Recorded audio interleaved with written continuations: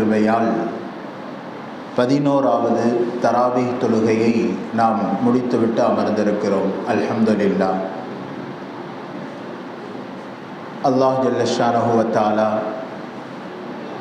நாம் எடுத்து வைத்திருக்கக்கூடிய இந்த 2வது பத்தில் அதிகம் அல்லாஹ்விடத்தில் பாவம் மன்னிப்பு கேட்பவர்களாய் அல்லாஹ் நம்மை ஆக்குவானாக. இந்த மஃபிரத்துடைய பத்திற்கு அல்லாஹ்வினுடைய பொருத்தத்தை அதிகம் தேடுபவர்களுடைய பட்டியலில் அல்லாஹ் நம்மையும் இணைத்து கொள்வானாக. இப்போ நாம் தொடர்ந்து பெருமானார் ஸல்லல்லாஹு அலைஹி வஸல்லம் அவர்களுடைய வாழ்க்கை வரலாறை பார்த்து கொண்டு வருகிறோம். நேற்றைய தினம் அன்னை ஹதீஜா ரலியல்லாஹு அன்ஹா ரசூலுல்லாஹி ஸல்லல்லாஹு அலைஹி வஸல்லம் அவர்களுடைய இந்த வாலிபரனுடைய நம்பிக்கை தன்மையை அடிமை பெண் மைசராவின் மூலமாக நிறைய விஷயங்களை தெரிந்து கொண்டார். அமீன், உண்மையாளர், சாதிக், நம்பிக்கைக்குரியவர், இதுபோன்ற பட்ட பெயர்களின் மூலமாக முழு மக்கமா நகரமும் வாலிபர் முஹம்மதினுடைய பெயர் பரவ ஆரம்பித்தது. மக்களுக்கு இன்னும் நம்பிக்கை அதிகமானது. மக்கள் தங்களுடைய பாதுகாக்க வேண்டிய பொருட்களை எல்லாம் அந்த வாலிபர் முஹம்மதினுடைய கரத்தில் கொடுத்து பாதுகாக்க பெருமானார் ஸல்லல்லாஹு அலைஹி வஸல்லம் அவர்களுடைய மதிப்பு நாளுக்கு நாள் உயர்ந்து கொண்டே போனது. அது மாத்திரமல்ல, ரசூலுல்லாஹ் எஞ்சி இருக்கக்கூடிய காலங்களில் தான் ஏதேனும் கடை வீதிக்கு போக வேண்டியது இருந்தால் தனக்கு மட்டும் ரசூலுல்லாஹ் வாங்கி கொள்ள மாட்டார்களாம். ஒவ்வொரு வீடுகளாக சென்று கதவை தட்டி அவர்களுக்கு தேவையான பொருட்களை பெருமானார் கேட்டு அவர்களுக்கு சந்தைக்காக வேண்டி சென்று வாங்கி வந்து கொடுக்கக்கூடிய பழக்கமும், தான் வாங்கி கொண்டு வந்த பொருட்களினுடைய கிரயத்தை கணக்கிட்டு துல்லியமாக எஞ்சி இருக்கக்கூடிய நாணயங்களை அவர்களிடத்தில் ஒப்படைப்பார்களாம். மக்களுக்கு நாளுக்கு நாள் நம்பிக்கை அதிகமாக சொல்லப்பட்டதை போல அடிமை பெண் மைசராவின் மூலமாக வியாபார ஒப்பந்தங்கள் முடிவானது. வாலிபர் முஹம்மது ஸல்லல்லாஹு அலைஹி வஸல்லம் அன்னை ஹதீஜாவினுடைய பொருட்களை எடுத்துக்கொண்டு சிரியா தேசத்தின் பக்கம் போகும் பொழுது ஒரு இடத்தில் தங்கி இருக்கிறார்கள். புஹைரா என்று சொல்லக்கூடிய ஒரு இடம். அந்த இடத்தில் எல்லா நபர்களும் முகாமிட்டு தங்கி இருக்கும் பொழுது பெருமானாரை அந்த அடிமை மைசரா ஒரு மரத்தடியில் தூங்க வைத்துவிட்டு மற்ற தன்னுடைய சுய தேவைக்காக வேண்டி வெளியில் போயிட்டாங்க. பக்கத்தில் இருந்த ஒரு சர்ச், ஒரு பாதிரி மடம், அந்த மடத்திலிருந்து பாதிரியார் வேகமாக ஓடி வந்து அந்த முஹம்மதினுடைய முகத்தை பார்க்கிறார். அடிமை பெண் மைசரா தூரத்திலிருந்து பார்த்து அந்த பாதிரியாரிடத்தில் வந்து கேட்கிறார், உங்களுக்கு என்ன? ஏன்னா அவங்க பயந்துட்டாங்க. வியாபார சரக்குகள் ஒரு பக்கம், பையில் காசு இருக்கிறது. ஓய்வு பெற்று கொண்டிருக்கக்கூடிய முஹம்மதிடத்தில் ஒருவர் வருகிறார் என்று சொன்னால் அந்த நேரத்தில் பிட்பாக்கெட் அடிக்கிறதுக்கு தான் ஒருத்தர் வந்துட்டார் போல. ஏன்னா தூங்கி கொண்டிருக்கும் போது பணத்தை எடுத்து விடலாம் என்று நினைத்து பயத்தில் ஓடி வந்து மைசரா அந்த பாதிரியாரை பிடித்து கேட்கிறார், உங்களுக்கு எதற்காக வேண்டி இவரை நீங்கள் முறைத்து கொண்டே இருக்கிறீர்கள் என்று கேட்கும் பொழுது அந்த பாதிரியார் சொல்லுகிறார், நாங்கள் இந்த மடத்தில் காலமாக தங்கி வருகிறோம். எங்களுடைய வம்சவழிதான் பாதிரி வேலையை இந்த சர்ச்சில் மடத்தில் செய்து கொண்டிருக்கிறோம். ஒவ்வொரு காலமும் நாங்கள் தௌராத்தினுடைய வேதத்தில் படித்து கொண்டு வருகிறோம். இந்த மரத்திற்கு கீழ் ஒரு இறை தூதர் மட்டும்தான் தூங்குவார் என்பதாக இந்த தௌராத்தினுடைய வேதத்தில் இருக்கிறது. அதுபடிதான் ஆச்சரியப்பட்டு எத்தனையோ மரங்கள் இருந்தாலும் இந்த மரத்தின் கீழ் இந்த வாலிபர் வந்து தூங்குவதை பார்த்து எனக்கு ஆச்சரியமாக இருக்கிறது. அது மட்டுமல்ல, உண்மை தூதராக ஒருவர் இருப்பாரையானால் அவருடைய நிழல் பூமியில் படாது. காரணம், பூமி மிதிபடக்கூடிய இடம். பெருமானார் உயர்ந்த படைப்பை சார்ந்தவர்கள், கண்ணியமானவர்கள். ஒரு மிதிபடக்கூடிய இடத்தில் அவர்களுடைய நிழல் படுவதையும் அல்லாஹ் வெறுத்திருக்கிறான் என்பதற்காக நபிமார்களுடைய நிழலை பூமியில் படுவதை அல்லாஹ் தடை செய்திருக்கிறான். அது மாத்திரமல்ல, அவர்களுக்கு மேகம் குடைபிடிக்கும் என்பதையெல்லாம் இந்த மைசராவிடத்தில் சொல்லும் பொழுது நாளுக்கு நாள் இந்த மைசரா ஆர்வத்தில் மிகுதியில் அதிகமாகிக் கொண்டே போனது. பெருமானாரை பற்றிய ஒவ்வொரு செய்தி செய்தியையும் துல்லியமாக அன்னை ஹதீஜாவிடத்தில் வந்து ஒப்படைப்பதற்கு பதிவு செய்து கொண்டே இருக்கிறாங்க. சிரியாவில் நல்ல முறையில் வியாபாரங்கள் சரக்குகள் விற்று தீர்ந்து, அதே போல ரசூலுல்லாஹ் வேகமாக மீதி இருக்கக்கூடிய பணங்களை வைத்துக்கொண்டு ஹதீஜா அம்மையாரிடத்தில் வந்து துல்லியமாக அத்துணை கணக்குகளையும் ஒப்படைத்து விடுகிறாங்க. அதற்கு பிறகு சொன்னதை போல மைசரா அம்மையார் அந்த அடிமை பெண் பெருமானாரினுடைய அத்துணை விஷயங்களையும் ஒன்று விடாமல் ஹதீஜா அம்மையாரிடத்தில் சொல்லி விடுகிறாங்க. சொல்லிவிட்டு இதையும் சொல்லுகிறாங்க, நீங்க ஆண் துணை இல்லாமல் இருக்கிறீர்கள், முஹம்மது என்ற வாலிபர் இன்னும் திருமணம் முடிக்கவில்லை, அவர்களை நீங்கள் திருமணம் முடித்துக் கொள்ளலாமே என்று சொல்லுகிறாங்க. சொல்லும் பொழுது சரியாக முஹம்மதிற்கு 25 வயது பரிபூர்ணமாய் இருந்தது. அன்னை ஹதீஜா அம்மையாருக்கு 40 வயது பரிபூர்ணமாய் இருந்தது. இவங்களுக்கு 40 வயது, அவங்களுக்கு 25 வயது. அந்த காலத்தில் அரபு தேசத்திலே வயது வித்தியாசம் என்பது ஒரு பெரிய விஷயமாக பார்க்கப்படாத காலம் கட்டம். வயது வித்தியாசம் ஒரு பெரிய விஷயமாக இருக்காது என்பதற்காக அன்னை ஹதீஜா அம்மையார் இயல்பாக முஹம்மது ஸல்லல்லாஹு அலைஹி வஸல்லம் அந்த வாலிபரின் மீது பிரியம் வர ஆரம்பிக்கிறது, ஆசை கொள்ள ஆரம்பிக்கிறார்கள். அதன்படி ஒவ்வொரு வீட்டிலையும் ஒரு நபர் இருப்பாங்க, ஒரு பெண்மணி இருப்பாங்க. அந்த பெண்மணி ஆகாத காரியத்தையும் ஆக வைத்து விடுவாங்க. என்னதான் பேசினாலும் ஒரு விஷயத்தை ஆகவில்லை என்றாலும் அவங்களுடைய பேச்சின் நயம், அவர்களுடைய சொல்லின் ஆற்றல் விஷயத்தை காரியத்தை ஆக வைத்து விடும். அதன் அடிப்படையில் தான் ஹதீஜா அம்மையாருடைய சொந்தத்தில் ஜுபைதா அம்மையார் என்ற ஒரு பெண்மணி இருந்தாங்க. அவங்கள ஹதீஜா அம்மையார் அழைத்து இது போன்ற விஷயத்தை சொல்கிறாங்க, முஹம்மத் இன்னும் திருமணம் முடிக்காமல் இருக்கிறார், நான் அவரை திருமணம் செய்ய வேண்டும் என்று ஆசைப்படுகிறேன், நீங்கள் அவரிடத்தில் அபிப்பிராயத்தை கேட்டுவாங்க, அவர் என்ன சொல்லுவார் என்று கேட்டுவாங்க என்பதாக தூது அனுப்புகிறாங்க. இந்த ஜுபைதா அம்மையார் நேராக அந்த வாலிபரிடத்தில் சென்று எடுத்தோனே விஷயத்தை ஆரம்பிக்கல, திருமணம் முடித்திட்டீங்களா இல்லையா என்பதாக ஆரம்பிக்கிறாங்க. கொஞ்சம் கொஞ்சமாக முஹம்மது ஸல்லல்லாஹு அலைஹி வஸல்லம் அவருடைய மனநிலையை தெரிந்து கொண்டு கடைசியாக விஷயத்தை சொல்லுகிறார்கள். நான் அன்னை ஹதீஜா அம்மையார் இடத்திலிருந்து வந்திருக்கிறேன், அவர்கள் உங்களை திருமணம் முடிப்பதற்கு ஆசைப்படுகிறார்கள், நீங்கள் என்ன சொல்லுகிறீர்கள் என்று சொல்ல பெருமானார் ஸல்லல்லாஹு அலைஹி வஸல்லம் அவர்கள் முதல் கட்டமாக பேசிய வார்த்தை இதுதான், நான் அபூ தாலிப் என்னுடைய பெரியத்தா அபூ தாலிபுடைய பராமரிப்பில் இருக்கிறேன், அவரிடத்தில் நான் ஆலோசனை செய்துவிட்டு உங்களிடத்தில் நான் சொல்லுகிறேன் என்பதாக சொல்கிறார். ஒரு வாலிபருக்கு மிக முக்கியமான தேவையான வார்த்தை இது. ஏனென்றால் ரசூலுல்லாஹ் எந்த ஒரு செயலை சொன்னாலும் செய்தாலும் அதில் ஹைர் நலவு இருக்கும் என்பது உண்மைதான். வஅத்தியுல்லாஹ் வஅத்தியுர் ரசூல் வஉலில் அம்ரி மின்கும், உங்களில் அல்லாஹ்வுக்கும் தூதருக்கும் உங்களில் விஷயம் உடையவருக்கும் நீங்கள் கட்டுப்படுங்கள் என்பதாக அல்லாஹ் சொல்லுகிறார். ரசூலுல்லாஹ் எதை சொல்லி இருந்தாலும் நன்றாகத்தான் இருக்கும். இருந்தாலும் இந்த காலகட்டத்தில் பெருமானார் பெரியோர்களினுடைய ஆலோசனையை அந்த நேரத்தில் விரும்புகிறார்கள். இன்றைக்கு வாலிபர்களுடைய நிலைமை என்ன? தனக்கு பிடித்தமான ஒரு பெண் பிடித்து விட்டால் மற்ற யாரிடத்திலேயும் ஆலோசனை கேட்பது கிடையாது. ஒரு வாலிப பெண்ணோ அல்லது ஒரு பையனுக்கோ 2 நபர்களுடைய உள்ளம் ஒத்து போய்விட்டால் முதல் கட்டமாக பெரியோர்களிடத்தில் ஆலோசனை செய்ய வேண்டும். இதில் மிகப்பெரிய ஒரு பரக்கத் இருக்கிறது. இனம் என்பது, வயது என்பது, வாலிப வயது என்பது, ஒரு பெண்ணின் மீது இயற்கையாக பிரியம் வருவது என்பது ஒரு வாஸ்தவமான விஷயம்தான். ஒரு பெண்ணின் மீது ஒரு ஆணுக்கோ ஒரு ஆணின் மீது ஒரு பெண்ணுக்கு பிரியம் ஏற்படுவது இயல்புதான். அதை குடும்ப ரீதியாக நாம் எதிர்கொள்ளும் பொழுதுதான் அதில் அல்லாஹ் ஹைர் நலமை வைத்திருக்கிறான். அதை தவிர்த்து உங்களுடைய வாலிபர்களுடைய அவர்களுடைய சிந்தனைக்கேற்ப இருவரும் தன்னுடைய நிக்காஹ் பந்தத்தை ஏற்படுத்தி கொள்வதனால் இன்றைக்கு எத்தனை நிக்காஹ்கள் டைவர்ஸில் முடிந்திருக்கிறது. 2 நபர்களுக்கு மத்தியில் மட்டும் ஒப்பந்தம் ஏற்படும், அவங்க போய் ரிஜிஸ்டர் ஆஃபீஸில் நிக்காஹ் முடித்து கொள்ளுவார்கள். அதற்கு பிறகு ஓரிரு மாதங்கள் மாத்திரம் சந்தோஷமாக இருப்பாங்க. அவர்களுடைய பின்னணிகள் என்னவென்று தெரியவில்லை. 2 நபர்களுக்கு மத்தியில் மனக்கசப்பு ஏற்படுகிறது. அதற்கு பிறகு விவாகரத்து ஏற்படுகிறது. நிறைய நிக்காஹ்களை நாம் பார்க்கிறோம். பெருமானார் ஸல்லல்லாஹு அலைஹி வஸல்லம் அவர்கள் சொன்ன வார்த்தை இது, நான் என்னுடைய பெரிய தந்தை அபூ தாலிபிடத்தில் ஆலோசனை செய்துவிட்டு உங்களுக்கு சொல்லுகிறேன் என்று சொல்லி நேராக அந்த வாலிபர் தன்னுடைய பெரிய தந்தை அபூ தாலிபிடத்தில் செல்லுகிறார். சென்ற விஷயத்தை சொல்லுகிறார்.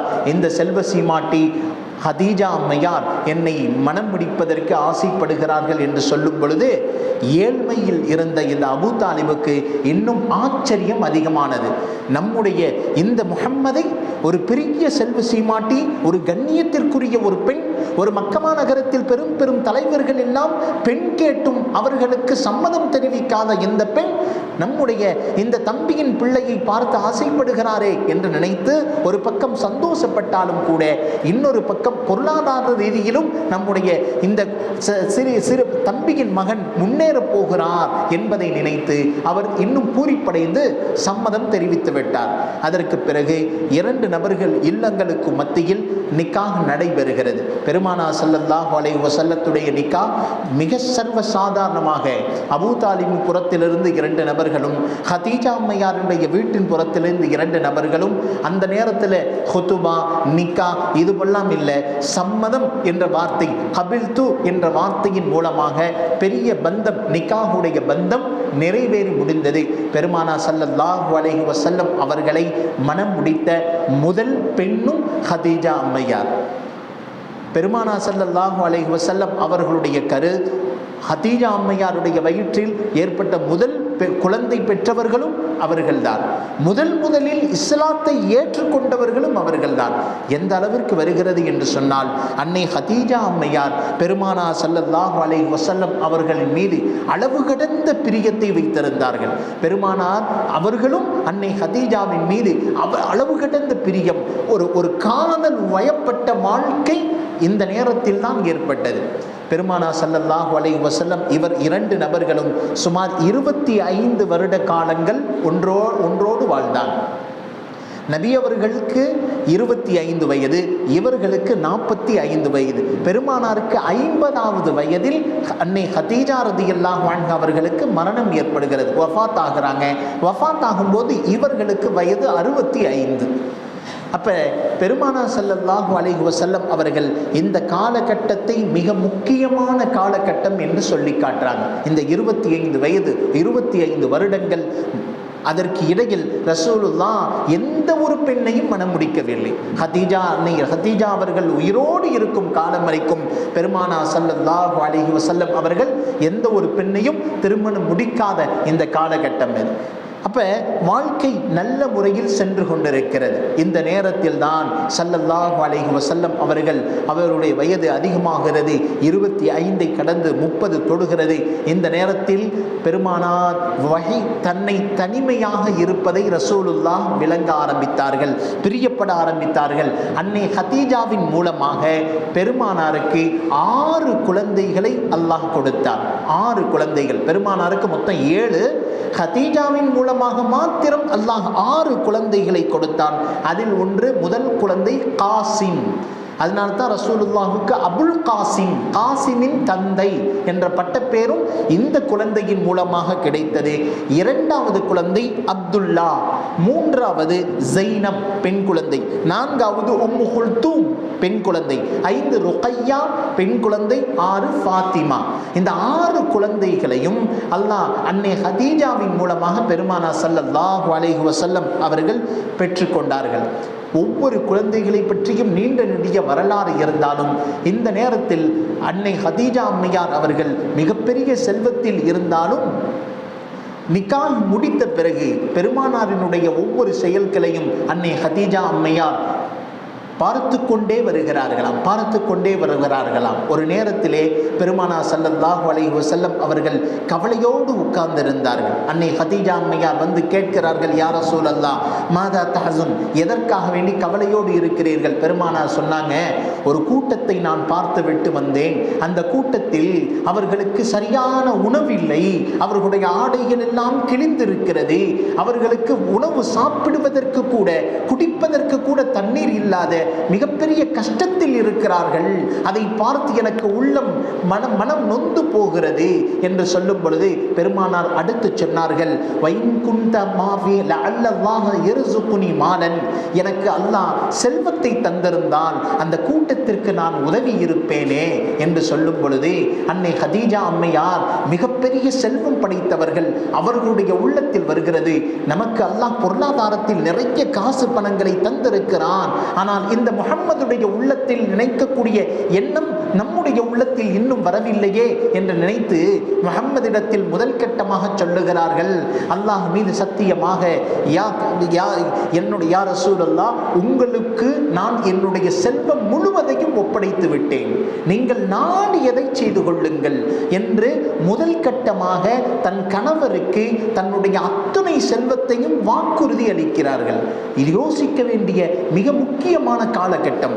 இஸ்லாம் பெருகுவதற்கு, இஸ்லாத்தினுடைய அடிப்படைக்காக அன்னை ஹதீஜா தன்னுடைய முழு செல்வத்தையும் ஒப்படைத்தார்கள். இதுதான் மிகப்பெரிய குர்பானி, தன்னுடைய மிகப்பெரிய தியாகம் இது. ஏனென்றால் இன்றைக்கு இஸ்லாம் மிகப்பெரிய உலகளாவிய ரீதியில் வளர்ந்திருப்பதற்கு அடிப்படை வித்தாக தன்னுடைய செல்வம் முழுவதையும் அல்லாஹ்விற்காக வேண்டி அர்ப்பணம் செய்தவர்கள் தான் அன்னை ஹதீஜா.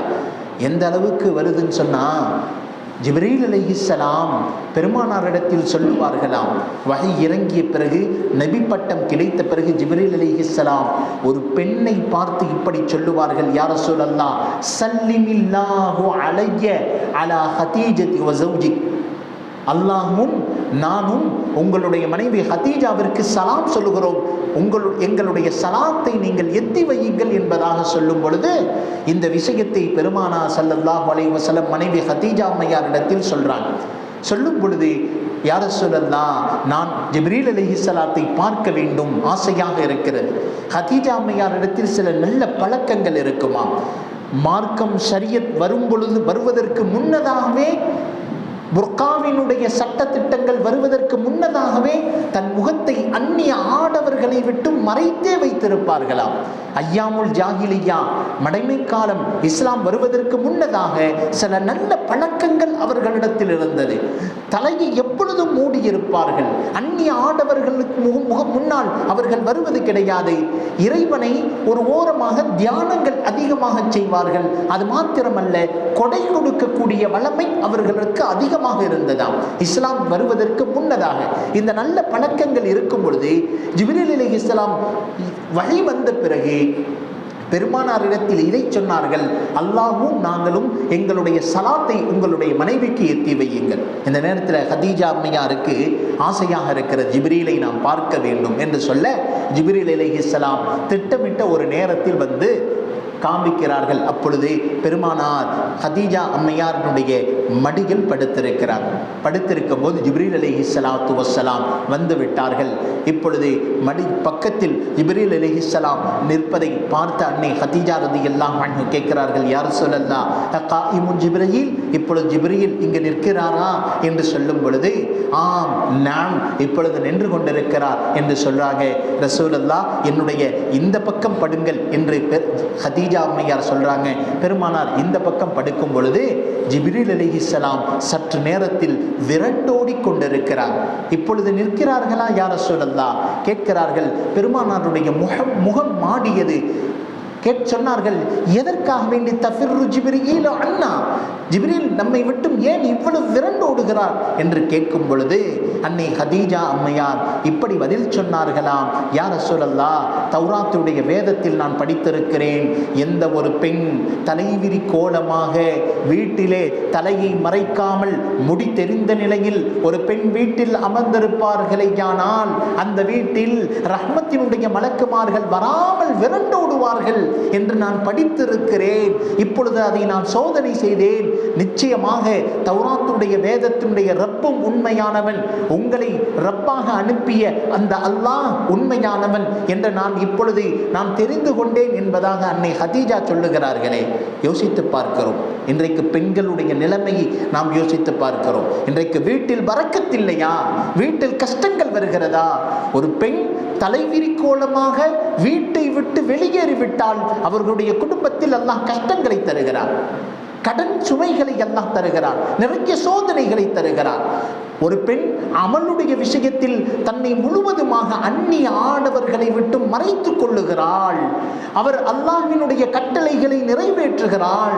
தங்களுடைய பிள்ளைகளுக்கும் அல்லாஹ்வையும் ரசூலையும் அவர் கற்றுக் கொடுக்கிறார் என்றால் அவர்களுடைய வீட்டில் அல்லாஹ் பரக்கத்துக்களை அதிகமாக்குகிறான், நிம்மதியை அல்லாஹ் தருகிறான், அவருடைய வாழ்க்கையில் ஆயுள் நாட்களை அல்லாஹ் அதிகப்படுத்துகிறான். அப்போ ஒரு பெண்ணின் மூலமாகத்தான் முழு மனித சமுதாயத்தையும் அல்லாஹ் நன்மை தீமையை பிரித்தறிகிறான் என்பதை அன்னை ஹதீஜா அம்மையார் இதன் மூலமாக சொல்லி காட்டுறாங்க. அப்ப அடுத்ததாக அன்னை ஹதீஜா ரலியல்லாஹு அன்ஹா அவர்களுக்கு பெருமானாருக்கு மத்தியில் ஏற்பட்ட மிக முக்கியமான நிகழ்வுகள் என்ன? பெருமானார் ஹிராக் என்னும் குகையில் என்னென்ன கஷ்டங்கள் அனுபவித்தார்கள், பெருமானார் அதற்கு பிறகு வீட்டிற்கு ஓடோடி வந்து தனக்கு என்ன நிகழ்ந்தது என்று சொன்னார்கள்.